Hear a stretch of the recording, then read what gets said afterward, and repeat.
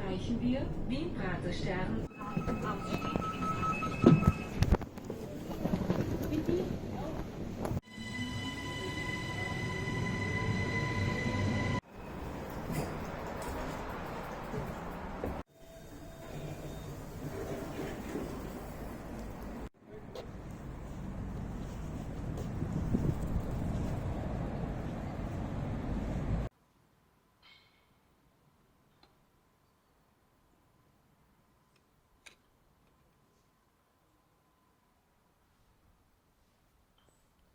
Also, folgende Situation.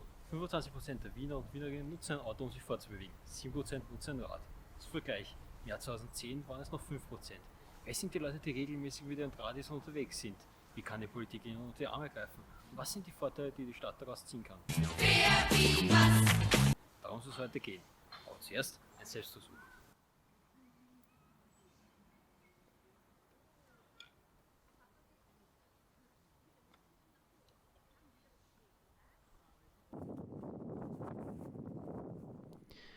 Also zumindest auf der Strecke, die wir gefahren sind, also begonnen haben wir in der Nähe vom Praterstern, waren die Radwege relativ gut markiert. Jedoch speziell bei den Kreuzungen gab es immer eine gewisse Kollisionsgefahr mit den Fußgängern. Ansonsten gibt es eigentlich relativ wenig zu bekritteln. Die Wege waren meistens breit genug, wobei es interessant gewesen wäre, wie sich die Situation während der Rush Hour verhalten hätte. Wenn dann deutlich mehr Leute unterwegs gewesen wären, dann wäre es auch, glaube ich, ziemlich eng geworden.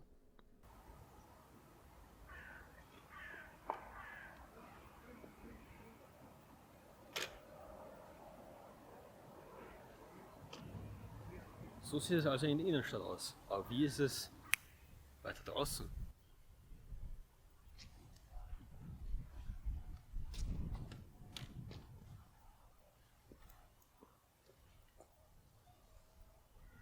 Dieses Segment war insofern interessant, als dass wir nicht nur weiter draußen unterwegs waren, sondern mit der Seestadt Aspern auch in einem völlig neu gebauten Stadtteil. Und irgendwie war ich fast schon ein wenig negativ überrascht. Dezidierte Radwege gibt es kaum, sondern meistens nur Mehrzweckstreifen. Dazu muss allerdings auch gesagt werden, dass auf den meisten Straßen eine 30er-Beschränkung gilt, was etwas mehr Sicherheitsgefühl beim Fahren gab. Störend war hingegen ein wenig, dass an dieser Stelle der Streifen von einem Bus blockiert wurde. Nichts Brenzliges, aber dennoch störend. Anzumerken wäre hier auch, dass viele Flächen, die normalerweise für den Straßenverkehr reserviert sind, in der Seestadt durch Fußgängerzonen ersetzt bzw. gleich von Anfang an so geplant wurden. Zwei störende Details möchte ich dennoch erwähnen. Auf dem Weg in die Seestadt gab es zum Beispiel diesen Weg, bei dem sich auf dem an sich schon relativ knapp bemessenen Fußgängerstreifen Laternenpfosten befanden. Ich meine, das schreit ja schon förmlich nach Konfliktpotenzial zwischen RadfahrerInnen und FußgängerInnen. Das zweite Beispiel ist dieser Mehrzweckstreifen zwischen der Seestadt Aspern und dem Bahnhof Aspern Nord. Dies war einer der wenigen Abschnitte, bei denen ich mich nicht sicher gefühlt habe. Der Streifen an sich war zwar schon relativ eng, aber durch die Schutzwände zu meiner Rechten fühlte ich mich fast schon gefangen.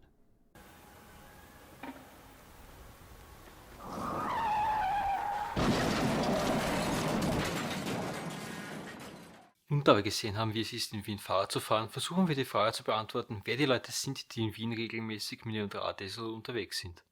Nun, ich konnte dazu zwar nur etwas ältere Zahlen als 2009 finden, aber dennoch können uns diese ein etwas besseres Bild über die Demografie geben. Der typische Radfahrer ist, Achtung Wortspiel, ein Radfahrer eher. Der Radverkehrsanteil ist mit 6,8% etwas höher als bei den Frauen.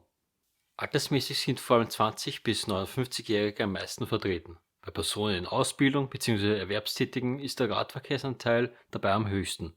Genutzt wird das Rad im Endeffekt allerdings eher für den Weg zur Arbeit oder als Freizeitaktivität.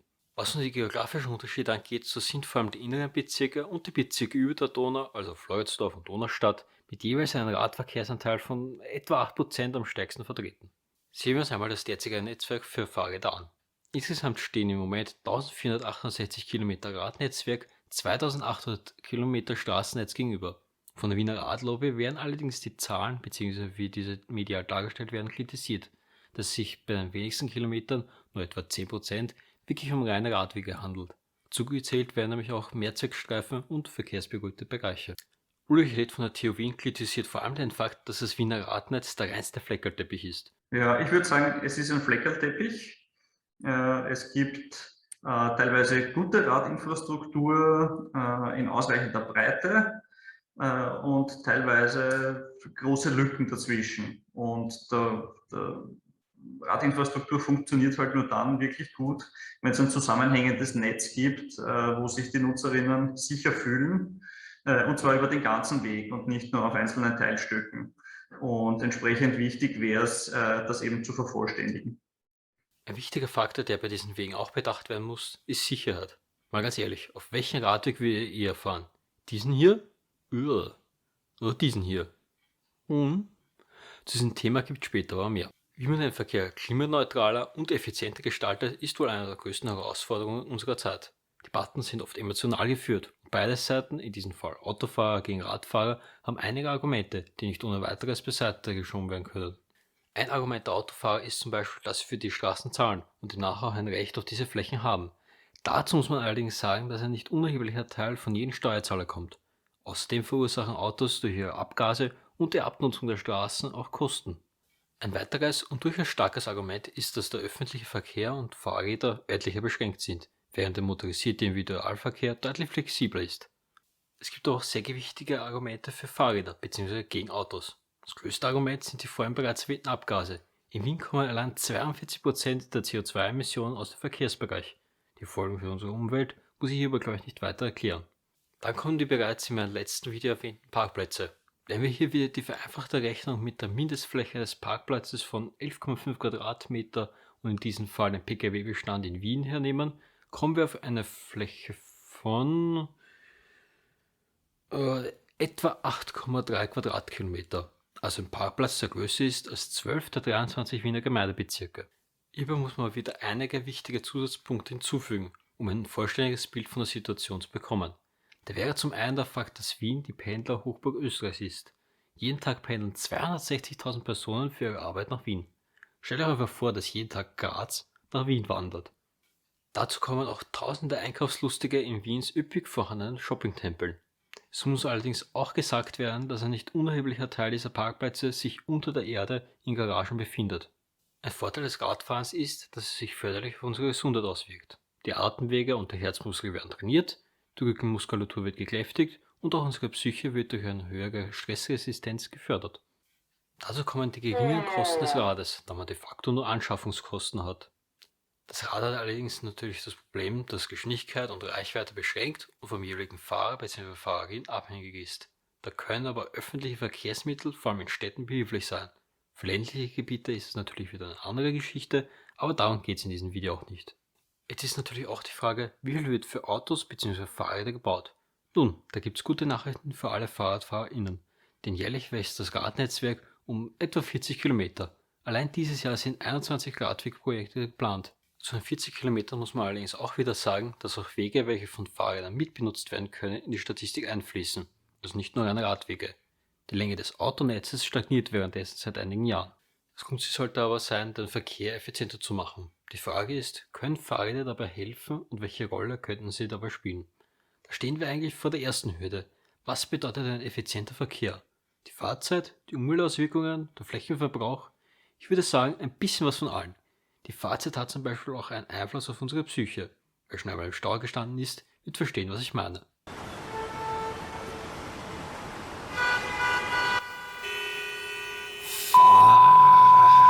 Eine relativ logische Idee wäre eine Mobilitätspyramide. Damit ist gemeint, dass verkehrstechnische und raumplanungstechnische Planungen nach einer bestimmten Hierarchie für Verkehrsmittel verlaufen sollten. Ganz oben steht in dieser Hierarchie das simpelste Verkehrsmittel, das es gibt. Unsere Füße. Damit ist gemeint, dass für benötigte Reiseorte wie den eigenen Arbeitsplatz oder Einkaufsmöglichkeiten möglichst kurze Wege benötigt werden, damit diese zu Fuß oder auch durch die nächste Mobilitätsart in der Hierarchie, das Fahrrad, in annehmbarer Zeit und problemlos erreicht werden können. Die nächste Stufe wären dann öffentliche Verkehrsmittel, welche vor allem bei längeren Wegen vorteilhaft sind und durch ihre hohe Passagieranzahl brillieren.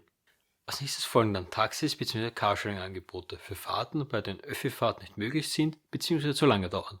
Der Vorteil gegenüber dem Individualverkehr wäre hierbei, dass die Autos nicht die meiste Zeit des Tages geparkt herumstehen würden. Wie schaut nun aber im Moment die derzeitige Aufteilung der Verkehrsmittelwahl aus? Nun, wie schon anfangs erwähnt, nutzen etwa 25% der Wiener und Wienerinnen das Auto und 7% das Rad zum Fortbewegen. Weitere 30% gehen zu Fuß und ganze 38% nutzen die Öffis. Da kann man sich schon fast fragen, braucht es jetzt wirklich so eine starke Investition in Radinfrastruktur, wenn 68% eh schon zu Fuß oder mit Öffis unterwegs sind? Ich würde sagen ja. Alleine schon um Kurzstrecken, welche von Öffis nicht abgedeckt werden können, bzw. wo Wartezeiten viel zu hoch sind, schnell und flexibel zu überwinden. Schauen wir uns jetzt mal an, wie Wien gegenüber anderen Städten dasteht. Eine Vergleichsmöglichkeit ist der Global Bicycle Cities Index von Koya. Dabei werden Punkte in 16 verschiedenen Kategorien, wie zum Beispiel Sicherheit oder Qualität der Infrastruktur, vergeben. Ganz vorne liegt in diesem Rating im Moment Utrecht in den Niederlanden, gefolgt von Münster in Deutschland und Antwerpen in Belgien. Wien liegt, zumindest 2019, auf Platz 33. Nicht schlecht, aber auch nicht wirklich herausragend. Der Titel für die beste Fahrradstadt Österreichs geht allerdings an Innsbruck auf Platz 18. Einer der Hauptgründe, warum viele Wiener nicht Rad fahren, ist Sicherheit.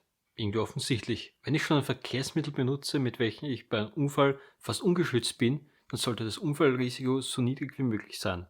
Um dieses Risiko zu verringern, muss vor allem an der Infrastruktur gearbeitet werden. Im Moment fühlen sich laut Mobilitätsreport 2019 76% der RadfahrerInnen sicher. Weitere 64% finden, dass sie Radverkehr und Öffis gut miteinander kombinieren können. Und etwa 63% finden, dass sie das Rad gesichert abstellen können. Hier wären nun einige Dinge, die man machen könnte, um die derzeitigen Verhältnisse für FahrradfahrerInnen zu verbessern. So fordert die Initiative Platz für Wien folgende konkrete Dinge: 300 Kilometer sichere Radwege auf Hauptstraßen, 50 Kilometer Fahrradstraßen, 375 Kilometer Einbahnen für den Radverkehr öffnen, 110 Kilometer Radschnellverbindungen und 72.000 Fahrradstellplätze. Es gibt aber auch andere Ideen: vom Straßenverkehr abgegrenzte Radwege, klar gekennzeichnete Radstreifen und erhöhte Wege bei Kreuzungen, um Autos zu verlangsamen und das Unfallrisiko zu mindern. Oder eine durchgängige Gestaltung und Strukturierung des Radnetzwerkes, um das Rad als regelmäßig zu benutzendes Verkehrsmittel zu etablieren. Es gibt viele Möglichkeiten. Die eine ist einmal Radfahren gegen die Einbahn, auch eine relativ kostengünstige Möglichkeit.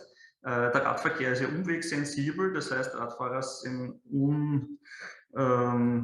nehmen ungern Umwege in Kauf, sondern fahren halt am liebsten den direktesten Weg. Wenn das legal möglich ist, dann machen sie es. Wenn es nicht möglich ist, dann fahren sie am Gehsteig oder sonst wo.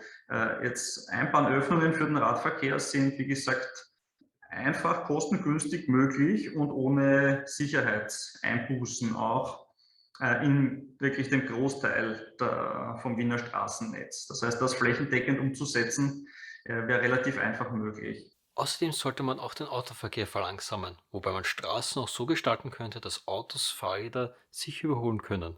Des Weiteren könnte man auch das Parken im Radwegen verbieten, da die Gefahr von Unfällen beim Ein- und Ausparken jederzeit besteht.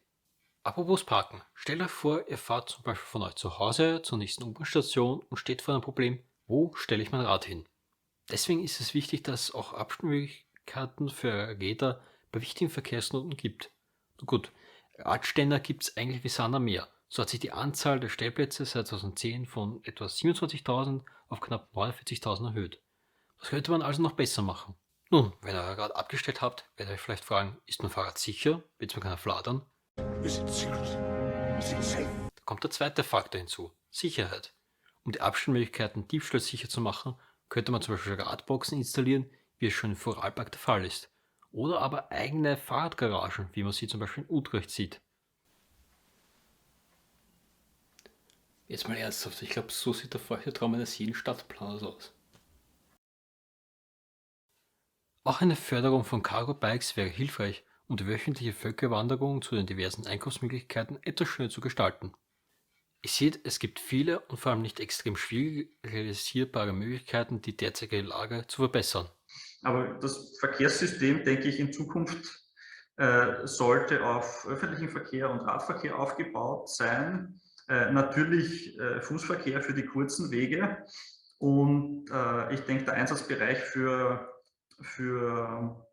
motorisierten Individualverkehr wird es immer noch geben, oder für motorisierten Kfz-Verkehr wird es immer noch geben, im Sinne von Einsatzfahrzeuge, im Sinn von schwerem Güterverkehr. Also der Betonmischer wird nicht mit dem Lastenrad kommen. Aber gerade auch in der innerstädtischen Logistik sind große Teile wahrscheinlich aufs Lastenrad zu verlagern mit lokalen Verteilzentren. Und ja, auch Behindertentransporte oder ähnliches für gehbeeinträchtigte Personen wird das Auto oder ein Taxi auch noch Anwendungsbereiche haben. Aber sonst können wir es uns, denke ich, nicht mehr leisten, so viel Platz wie jetzt dem motorisierten Individualverkehr zur Verfügung zu stellen, nämlich was das Fahren und vor allem was das Abstellen betrifft. Dass so viel öffentlicher Raum fürs Abstellen von Privateigentum missbraucht oder ineffizient gebraucht wird, können wir uns in Zukunft, denke ich, nicht mehr leisten. Vor allem auch, weil wir ja den Platz brauchen für die Alternativen einerseits und für Klimawandelanpassungsmaßnahmen. Wir müssten ja statt jedem zweiten Parkplatz einen Baum pflanzen, wenn wir es nur halbwegs erträglich haben wollen in den nächsten Jahren und Jahrzehnten. Das Dilemma, dass der öffentliche Raum begrenzt ist und dass man Prioritäten setzen muss, weil halt diese Konkurrenz um den öffentlichen Raum so stark ist. Man kann es nicht allen recht machen und entsprechend ist es eine Frage der Prioritätensetzung, ob ich jetzt einen baulich getrennten Gleiskörper habe oder einen baulich getrennten Radweg oder eine Parkspur mit Bäumen dazwischen zum Beispiel. Ihr seht, es ist noch viel zu tun, bis Wien zum zweiten Utrecht wird. Mir bleibt wie immer nur zu sagen, danke fürs Zusehen. Manchmal ist das Leben ganz schön leicht. 2 Räder, ein Lenker und was reicht, wenn ich mit meinem Fahrrad fahre. Dann ist die Welt ganz einfach.